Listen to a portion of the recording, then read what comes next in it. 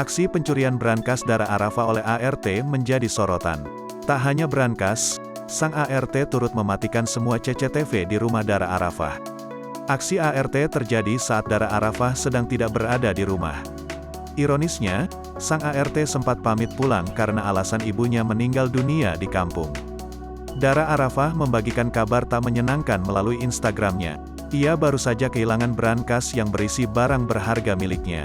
Berangkas dibawa kabur oleh ART-nya yang bernama Mursidah dan diketahui berasal dari Dusun Sidaurip, Cilacap, Jawa Tengah. Disebutkan oleh Dara Arafah, berangkasnya itu dibawa kabur ketika ia tak berada di rumah.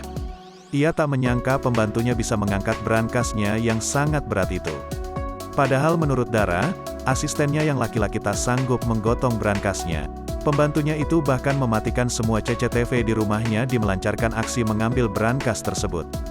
Beruntung, CCTV komplek kediaman Dara berfungsi dan menampilkan aksi Mursidah saat membawa kabur berangkas.